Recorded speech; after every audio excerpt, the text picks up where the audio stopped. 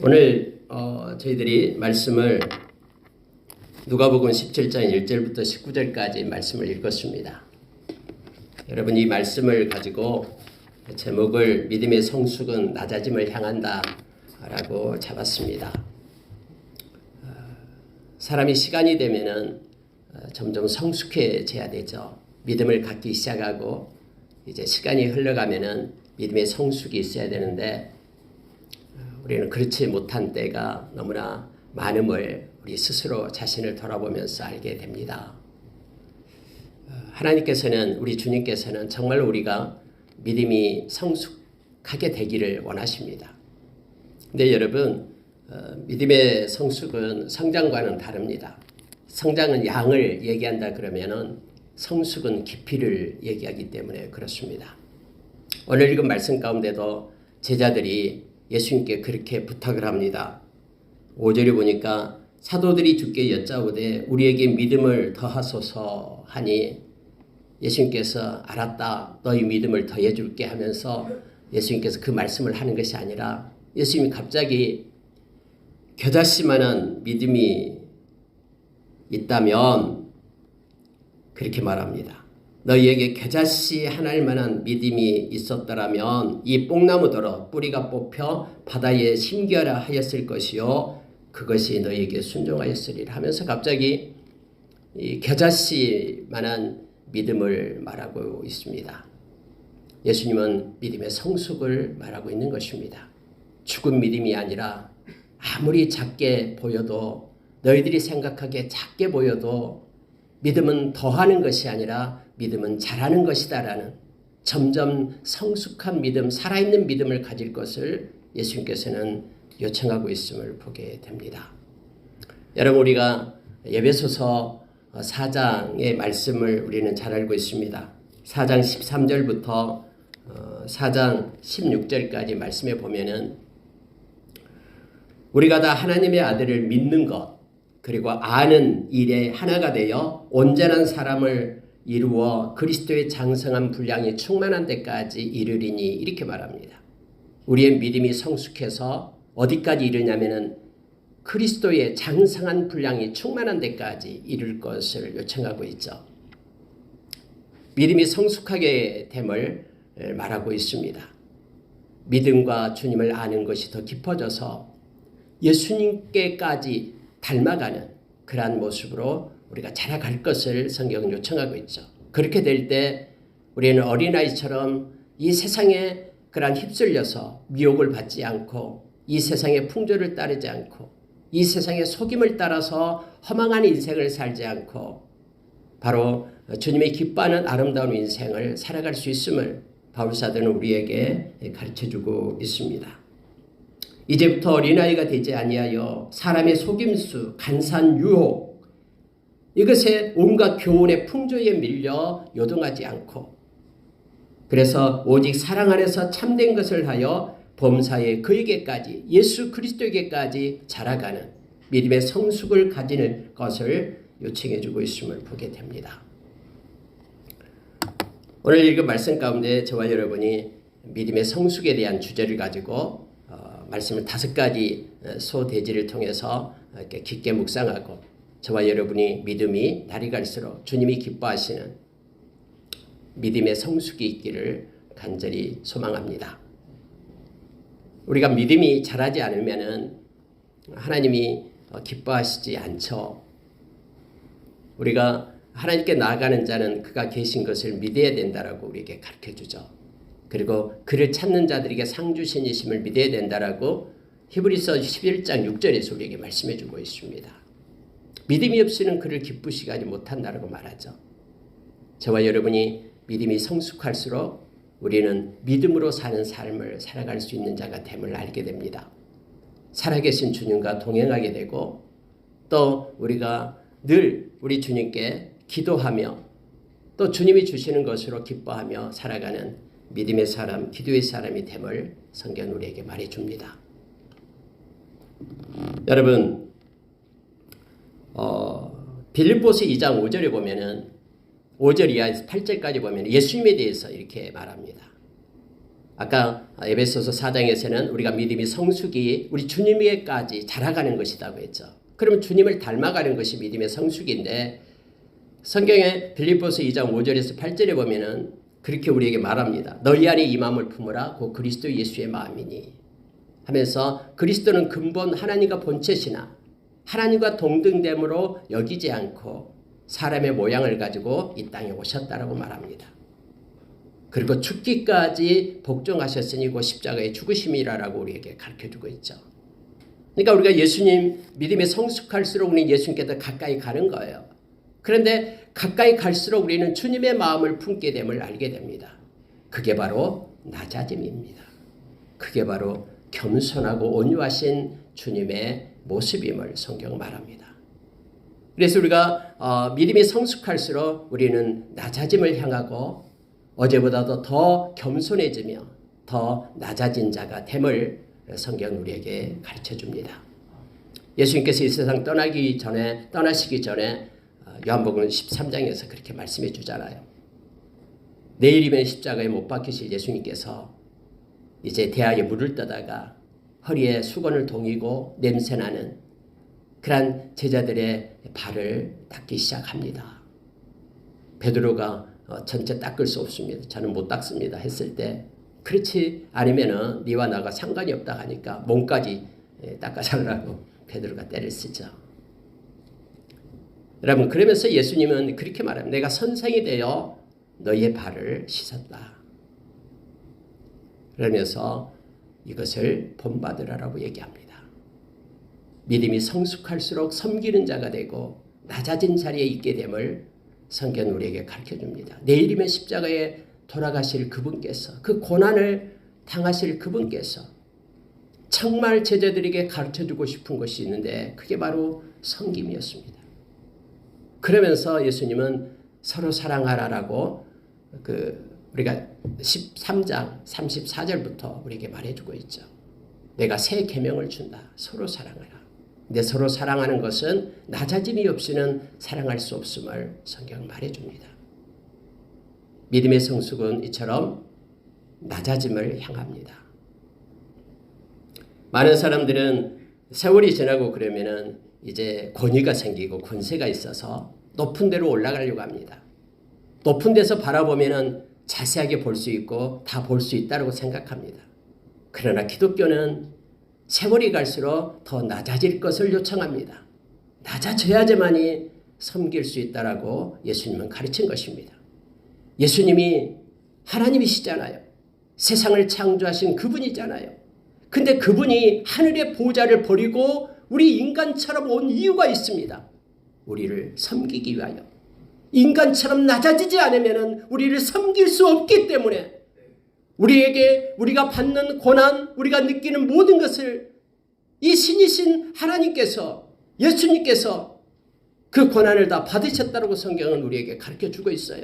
우리가 지금 20개 성경 구절을 암송하고 있는데 그 암송하는 것 중에 히브리서 2장 14절 15절 그 암송하셨나 모르겠습니다. 거기에 보면 이렇게 되어 있습니다. 자녀들은 혈과 육에 속하였음에 그도 또한 같은 모양으로 혈과 육을 함께 지니심은 죽음을 통하여 죽음의 세력을 잡는 자 곧 마귀를 멸하시며 또 죽기를 무서워함으로 한평생 매여 종노릇하는 모든 자를 놓아주려 하심이니 라고 말씀합니다. 혈과 육을 가진 이 인간의 모습으로 형상으로 예수님께서 이 땅에 오신 거예요. 왜요? 우리를 섬기기 위해서. 그래서 여러분 우리가 믿음의 성숙이 있다 하면서 낮아지지 않으면 보이지 않습니다. 예수님께서 하늘의 보좌를 버리고 이 땅에 오셔서 낮아지고 겸손하여서 자기 생명을 십자가에 놓는 그 고난에까지 이르면서 우리를 섬겨주셨죠. 여러분 히브리서 2장 마지막 절에 보면 그렇잖아요. 고난을 당하신 예수님께서 고난당한 우리를 넉넉히 섬기고 넉넉히 구원해 주실 수 있다라고 말합니다. 다른 신들하고는 달라요. 세상의 다른 종교와는 다릅니다. 다른 종교는 신하고 인간이 너무나 엄격합니다. 신은 위에 계시고 인간은 아래에 있고 인간은 신을 섬겨야만 되죠. 그런데 예수님은 우리를 섬기기 위하여 낮아지고 겸손하여져서 우리에게까지 오신 거예요. 그런 여러분, 믿음의 성숙이 주님을 닮아가고 주님께 이르는 것, 이것이 성숙이라고 말하면은 주님의 마음을 우리도 가져야 되고, 그것이 곧 낮아짐을 성경은 우리에게 가르쳐 줍니다. 믿음의 성숙은 낮아짐을 향하고 있음을 성경은 가르쳐 주고 있죠. 오늘 읽은 말씀으로 돌아가겠습니다. 먼저 여러분 말씀의 1절과 2절을 한번 보십시오. 예수께서 제자들에게 이르시되 실족하게 하는 것이 없을 수는 없으나 그렇게 하게 하는 자에게는 화로다. 그가 이 작은 자 중에 하나를 실족하게 할진대 차라리 연재 맷돌이 그의 목에 매어 바다에 던져지는 것이 나으리라. 여러분, 실족하다라는 것은 죄를 짓는다라는 뜻이에요. 그리고 믿음에서 떠난다라는 뜻입니다. 근데 내가 아닌 다른 사람이 다른 사람을 실족하게 하는 거예요. 나의 행동 때문에, 나의 삶 때문에, 나의 모습 때문에 이제 그가 실족하게 되는 거예요. 죄를 짓게 되고 믿음에서 떠나게 된다라는 거죠. 근데 특히 여기에서 작은 자라고 말합니다. 작은 자 중에 하나를 실족하게 할진대 라고 성경은 표현해주고 있죠. 예수님이 이 표현하는 것이 너무 과대합니까? 너무 과장되어 있습니까? 바다에 빠진 것도 그것도 뭐 죽는 것이죠. 죽은 게 더 낫다라는 것이 실제적으로. 근데 맷돌을 갖다 목에다가 두르고 바다에 빠뜨림을 당한 것이 오히려 더 낫다라고 말합니다. 뭐 자살해라 그런 뜻입니까? 그런 뜻이 아니고요. 그러한 죽음에 이르기까지 영원히, 그래서 살아날 수 없는 가망이 없는 상태에 이르는 것보다도 오히려 작은 자를 실족해 하는 것이 더 큰 화다라고 지금 주님은 말씀하고 있는 거예요. 주님은 절대 과장해서 이 말씀을 한 것이 아닙니다. 왜냐하면 우리는 이것과 상관되고 있는 말씀인 마태복음 18장을 우리는 이미 알고 있습니다. 18장에 보면 예수님이 그렇게 말하잖아요. 마태복음 18장 6절에서 14절에 보면 이 말씀을 하셔요. 만약에 이 손 하나가 너를 실족해 하면은 이제는 자기를 향하여 얘기하는 거예요. 남을 실족해 하는 거예요. 손 하나가 실족해 하면은 계속해서 죄짓게 하면은 이거 잘라내 버리라라고 얘기합니다. 그리고 불구자의 몸으로 지옥에 들어가지 않고 천국에 가는 것이 훨씬 낫다라고 예수님 가르쳐요. 다리 하나가 너를 계속해서 죄짓게 하고 계속해서 믿음에서 떠나게 하고 실족해 한다 그러면은 이거 끊어내라는 거예요.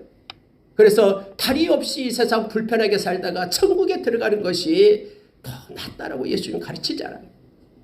눈 하나가 너를 죄짓게 하고 믿음에서 떠나게 하고 계속해서 그런 죄 가운데 머물게 한다면 이거 하나 빼버리라. 눈 없이 그냥 보지 못하고 사는 것이 오히려 지옥에 가는 것보다 훨씬 낫다라고 예수님 말씀하십니다. 그러면서 또 이 이야기를 같이 하는 거예요. 너뿐만 아니라 가장 작은 자라고 얘기할 때는 어린 자다라는 뜻이 아니에요. 믿음이 연약한 자를 얘기합니다. 이제 막 예수 믿는 사람들을 얘기하죠. 믿음을 받아들이는 그들. 그런데 그들이 나로 인하여, 나의 실수와 나의 범죄함으로 인하여 그들이 믿음에서 떠나고 그들이 똑같이 나를 닮아서 죄를 짓게 된다 그러면 동일한 얘기를 하고 있어요.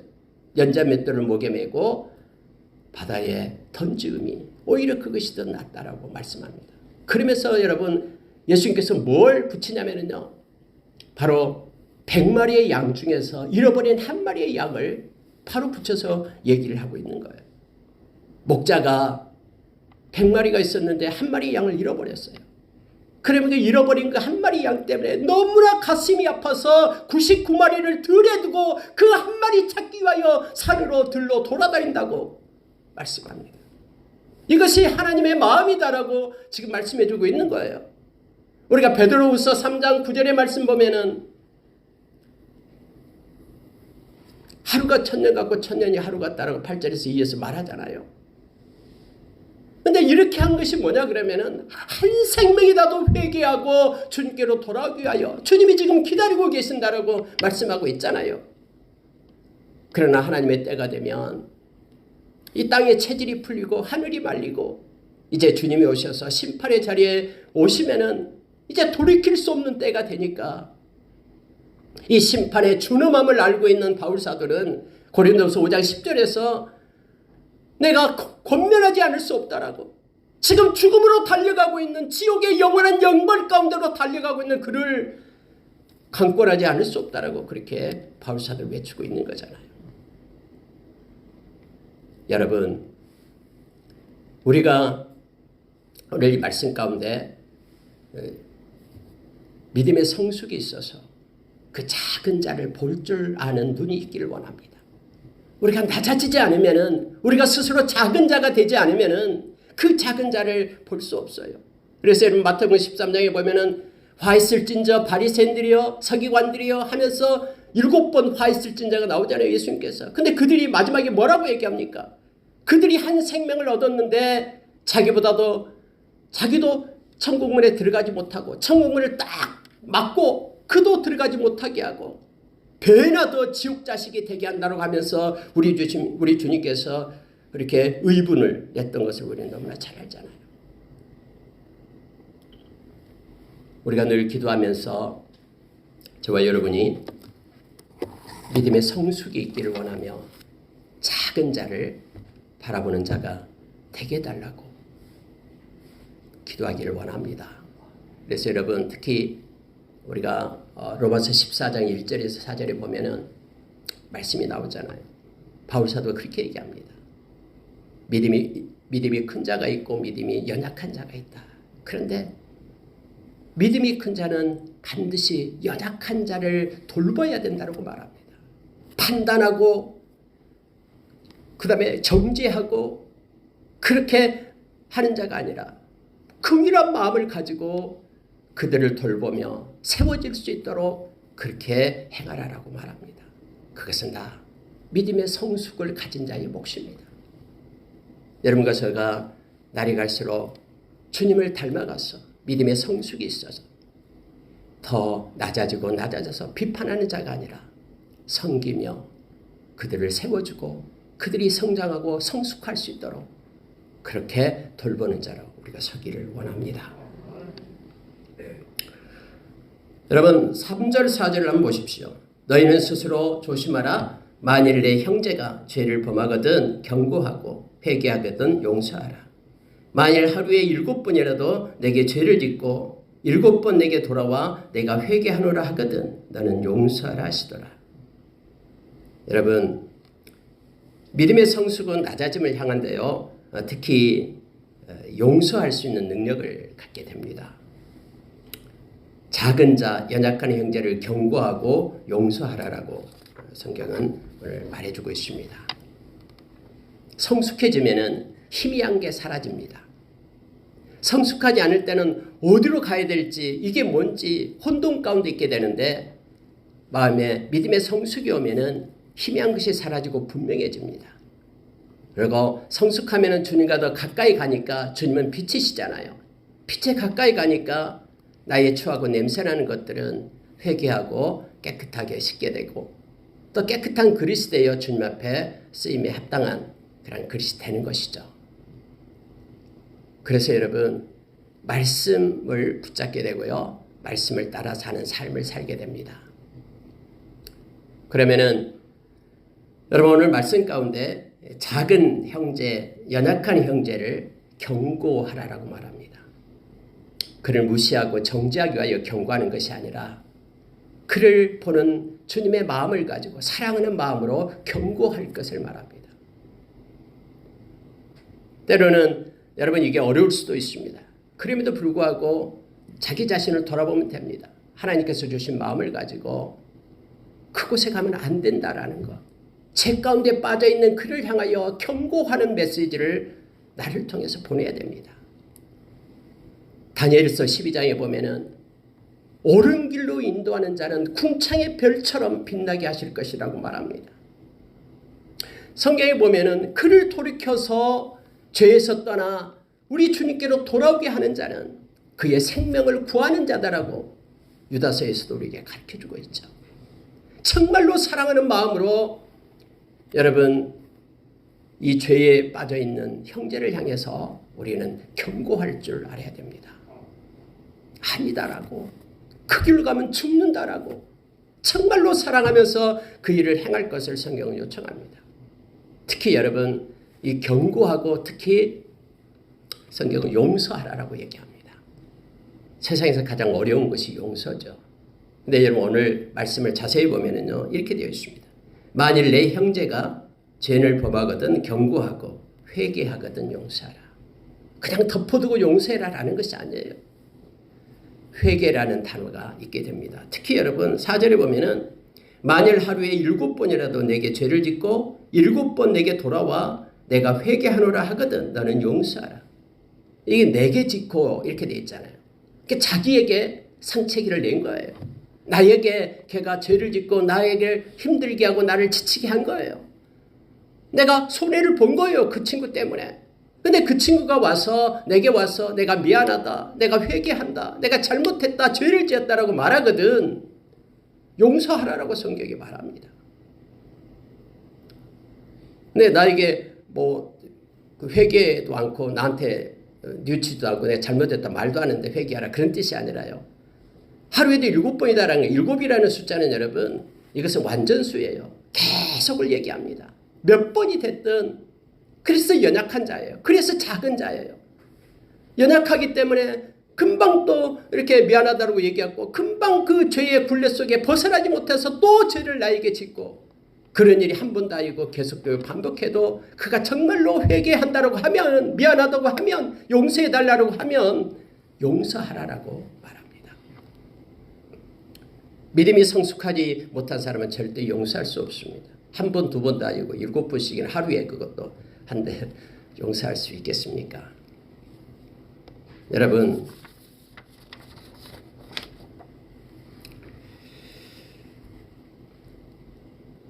성경은 우리에게 가르쳐주는 내용이 있습니다. 믿음이 성숙한다라는 것은 하나님의 사랑을 깨닫는 자가 성숙한 자임을 알게 되죠. 하나님의 사랑이 우리의 마음 가운데 없이 어떻게 용서를 할 수가 있겠습니까? 세상은 점점 이 원통함을 풀지 않아요. 마음에 용서가 없어요. 우리가 용서받았다라는 사실을, 나는 죽을 수밖에 없는 죄인인데 하나님의 그 무한하신 사랑으로 나는 용서받았다라는 사실을 내가 깨닫지 못한다면 어떻게 내가 용서할 수 있겠습니까? 예수님께서 우리에게 이렇게 비유로 말씀하시잖아요. 1만 달란트 탕감받은 자가 이 100데나리온 200데나리온 말하죠. 그거 갚지 않는다고 그를 갖다가 오겠다 가두잖아요. 예수님께서 우리에게 주기도문을 가르치면서도 이렇게 말씀하시잖아요. 우리가 우리에게 죄진 자를 사하여 준 것처럼 우리의 죄를 사하여 달라라고 말씀하고, 마태복음 6장 주기도문 끝난 다음에도 또 얘기하잖아요. 너가 형제의 죄를 용서하라라고 그렇게 말하잖아요. 그래서 여러분, 믿음의 성숙은 정말로 내가 용서하고 용납하는 그러한 하늘의 옷을 입고 있는가에 달려 있습니다. 골로새서 3장 12절에 보면은 우리로 하여금 땅의 지체에서 벗어서 땅의 지체를 벗어버리고 하늘의 옷을 입을 것을 얘기합니다. 긍휼과 자비의 옷, 겸손과 온유의 옷, 그리고 오래 참음의 옷. 그리고 나서 바로 13절에서는 용서하고 용납한 옷을 입을 것을 얘기합니다. 형제를 사랑할 것을 그렇게 말하고 있음을 보게 됩니다. 누가 누구에게 불만이 있거든 서로 용납하여 피차 용서하되 주께서 너희를 용서하신 것 같이 너희도 그리하고 이 모든 것 위에 사랑을 더하라. 이는 온전하게 매는 띠니라 해서 하늘의 옷, 용서와 용납의 옷을 입을 것을 우리에게 요청해 줍니다. 여러분, 믿음의 성숙은 이처럼 연약한 자를 경고하고 죄에 빠진 자를 경고하고 용서하는 데 있다라고 성경은 우리에게 가르쳐줍니다. 하나님이 우리를 용서했다는 것을 우리가 깊이 느끼면서, 그리고 우리도 형제를 용서할 수 있는 저와 여러분이 되기를 원합니다. 예수님께서는 우리에게 요한복음 13장 34절에서 새 계명을 너희에게 준다라고 말합니다. 서로 사랑하라. 내가 너희를 사랑한 것 같이 너희도 서로 사랑하라. 너희가 서로 사랑하면 이로써 모든 사람이 너희가 내 제자인 줄 알리라 하면서 예수의 제자들, 주님과 가까이 가는 제자들일수록 이렇게 서로 사랑할 줄 아는 은혜를 잊게 됩니다. 사랑할 때만 용서하고 용납할 수 있음을 알게 합니다. 이건 모든 것들이 바로 우리 자신을 위해서 그렇습니다. 용서하는 자는 그의 마음에 상처가 없어집니다. 용서하지 않으면 그의 마음 가운데 쓴뿌리가 계속해서 자리 잡고 있고 그것이 우리를 지치게 하고 힘들게 합니다. 우리는 영적 원리를 알고 있습니다. 우리는 저주든 아니면 축복이든 자기 입에서 나간 그 모든 것들은 다 자기에게로 돌아온다라는 것입니다. 우리가 용서할 때 그 사랑은 그가 받지 않는다 그러면 그것은 우리에게 돌아옵니다. 그래서 여러분 누군가로부터 저주를 소리를 들을 때 그것 때문에 마음에 담아두지 마세요. 우리가 받지 않으면 됩니다. 그건 우리 것이 아닙니다. 그걸 말한 자의 것입니다. 그러면 받지 않으면 그게 말한 자에게로 돌아가는 거예요. 그래서 여러분 주님의 평안을 빌고 우리가 용서하고 용납하는 저와 여러분이 되기를 원합니다. 여러분 5절 6절을 한번 보십시오. 사도들이 주께 여짜오되 우리에게 믿음을 더하소서 하니 주께서 이르시되 너희에게 겨자씨 하나일 만한 믿음이 있었더라면 이 뽕나무더러 뿌리가 뽑혀 바다에 심기어라 하였을 것이요 그것이 너희에게 순종하였으리라. 너희 중 누구에게 밭을 갈거나 양을 치거나 하는 종이 있어 밭에서 돌아오면 그대로 와 곧 와 앉아서 먹으라 말할 자가 있느냐 하면서 같이 10절까지 이제 연결이 되는데요. 앞에 부분만 잠깐 보겠습니다. 여러분 그 겨자씨 하나만한 믿음이다라고 얘기할 때는 예수님께서는 지금 믿음의 존재를 말하고 있는 것입니다.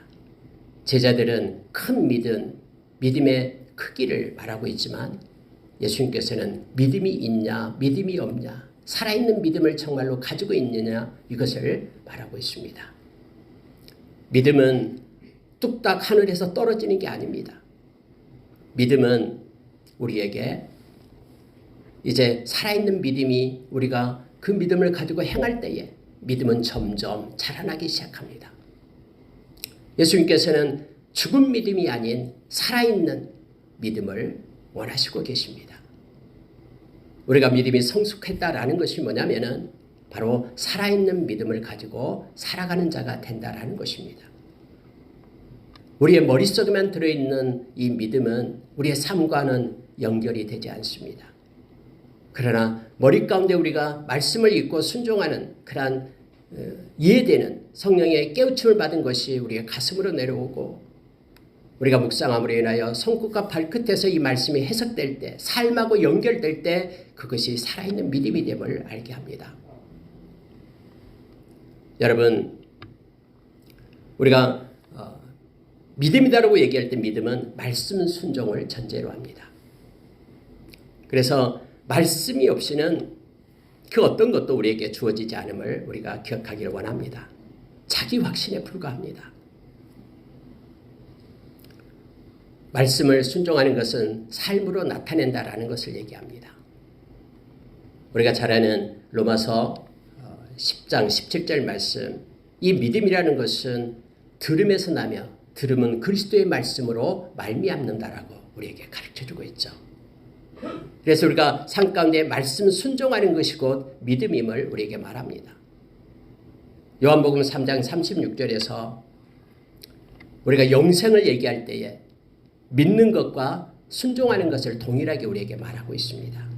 믿는다라는 것은 말씀을 삶 가운데 순종하는 살아있는 겨자씨의 믿음, 작은 믿음을 우리가 가지고 살아있는 믿음을 가지고 사는 것을 얘기합니다. 오늘 또 예수님께서는 이 살아있는 믿음만 있다 그러면은 믿음의 크기가 아니라 이 살아있는 믿음 존재, 그 믿음 존재를 가진 자가 엄청난 일을 행할 수 있다라고 예수님은 말씀해 주고 있습니다. 바다에 나무가 심겨지는 전혀 불가능하게 보일 것 같은 것도 살아있는 믿음은 이것을 행할 수 있다라고 예수님은 가르쳐주고 있는 내용이죠. 여러분과 제가 정말로 살아있는 믿음을 갖기를 원합니다. 야고보 선생님이 야고보서에서 죽은 믿음은 영혼 없는, 영혼이 죽은 것과 같다라고 우리에게 말씀했듯이 우리가 믿음을 삶 가운데서 연결시키는 그런 살아있는 믿음으로 우리가 살기를 원합니다. 믿음의 성숙은 바로 작은 이 믿음을 가지고 삶 가운데서 행하는 것입니다. 남이 보든 보지 않든 그것이 큰 일이 아니더라도 작은 일, 섬세한 일을 믿음으로 낮아져서 행하는 것입니다. 여러분, 말씀 순종이 그것이 곧 하나님을 향한 사랑의 증거다라는 것을 성경 우리에게 말해주고 있죠. 우리가 요한복음 14장 21절 23절에서 예수님께서 그렇게 말했습니다. 나를 사랑하는 자는 말씀을 순종한다. 내 말을 지킨다. 그럼 내가 너무 그를 사랑하고 우리가 가서 그에게 거처를 삼겠다. 다시 말하면 그와 함께하면서 동거하겠다라고 예수님께서 우리에게 가르쳐줍니다. 여러분, 말씀 순종은 우리가 거듭났다라는 증거입니다. 세상에 육체로 사는 자가 아니라 이제는 성령의 사람이 되었다라는 증거가 바로 말씀 순종에 있는 것이죠. 우리가 베드로전서 1장 23절에서 우리가 거듭난 것은 썩어질 씨로 된 것이 아니다라고 말하면서 항상 있고 살아있는 말씀으로 되었다라고 말합니다. 저와 여러분이 말씀을 순종할 때 우리가 성령의 사람이라는 증거가 됩니다. 우리가 요한복음 16장 13절에서 예수님께서 보혜사 성령을 우리에게 주실 때 이 성령은 우리로 하여금 가르쳐주고 있는 것이 있죠. 우리를 진리 가운데로 인도하신다. 이 진리는 알레theia 말씀을 얘기합니다. 우리로 하여금 말씀을 순종하는 삶을 살도록 성령님께서 우리를 이끌고 간다라고 말합니다. 실제적으로 이래서 말씀을 순종하는 삶 가운데 사는 것은 겨자씨만한 이 살아있는 믿음으로 삶 가운데 행하는 것은 그것이 곧 믿음이고 사랑이고 그것이 거듭남이고 그것이 성령의 인도하심임을 성경은 우리에게 가르쳐주고 있죠. 여러분, 우리가 겨자씨만한 믿음으로 행한다라는 것, 이것은 너무너무 중요합니다. 우리가 7교회 중에서 계시록에 나온 7교회 중에서 빌라델비아 교회가 있습니다.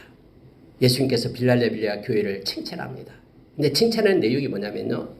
요한계시록 이것 보고 마치겠습니다. 3장 8절에서 11절 보면은 예수님께서 이렇게 칭찬을 합니다. 제가 읽어드리겠습니다. 볼지어다 내가 네 앞에 열린 문을 두었으되 능히 닫을 사람이 없으리라. 내가 네 행위를 아노니 네가 작은 능력을 가지고서도 내 말을 지키며 내 이름을 배반하지 아니하였도다. 네가 작은 능력을 가지고서도 그러나 네가 나를 배반하지 않고 내 말을 지켰다. 말씀을 순종했다라고 말하고 있습니다. 내가 봤을 때는 그런 큰 능력이 없어요. 빌라델비아. 세상이 보는 거랑 권세도 없고요. 그렇지만은 작은 살아있는 겨자씨만한 믿음을 그가 가지고 말씀을 순종했다라고 말합니다. 그래서 보라 사탄의 회당 곧 자칭 유대인을 하나 그렇지 아니하고 거짓말하는 자들 중에서 며칠 내게 주어 그들로 와서 네 발 앞에 절하게 하고 내가 너를 사랑하는 줄 알게 하리라. 그래 하나님이 우리 주님이 너무 기쁜 거예요. 작은 능력을 가지고 말씀에 순종하면서 믿음을 지켜내니까 너무 기뻐서 그 엄청난 사단에 붙잡힌 그들이 너희의 발 앞에 와서 무릎을 꿇고 내가 너를 사랑하는 것을 너희로 목도하게 하겠다라고 그렇게 말합니다. 네가 나의 인내의 말씀을 지켰은즉 말씀을 순종했은즉 내가 또한 너를 지키겠다.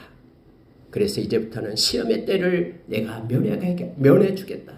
여러분 우리가 말씀을 순종하면서 적은 믿음 가지고 말씀을 순종하며 나가면요. 우리 주님의 약속이 성취됩니다. 네가 나를 말씀을 지켰은즉 이제 내가 너를 지키겠다. 그래서 너에게 있는 모든 시험의 때를 내가 면하게 하겠다. 이는 장차 온 세상에 임하여 땅에 거하는 자들을 시험할 때라. 온 세상의 땅이 시험을 받을 때에 이제는 내가 너를 지켜서 너를 보존시키겠다. 너가 작은 능력으로 살아있는 그 믿음을 가지고 말씀을 순종했기 때문이다라고 주님은 말씀해 주고 있습니다. 그래서 내가 속히 올 테니 네가 가진 것 굳게 잡아라. 적은 믿음으로 끝까지 인내하며 순종하는 그 삶 너무나 복되니까 이거 굳게 잡고 있어라. 흔들리지 말아라. 아무도 너의 멸류관을 빼앗지 못하게 하라. 살아있는 믿음으로 사는 것은 하나님께서 우리에게 멸류관을 주시겠다고 약속합니다. 그리고 하나님의 보상이 있음을 성경은 우리에게 가르쳐주고 있습니다. 여러분 말씀 마치겠습니다. 믿음의 성숙은 언제나 이렇게 낮아짐을 향합니다. 작은 자, 그 눈높이로 낮아져서 그를 돌보며 그를 섬기는 자, 실족하지 않게 하는 우리가 되기를 원합니다. 그리고 작은 자, 연약한 자, 형제를 용서하고 용납하고 그들을 사랑하는 자로 우리가 서기를 원합니다. 작은 겨자씨 믿음, 살아있는 믿음, 큰 믿음 원치 말고요.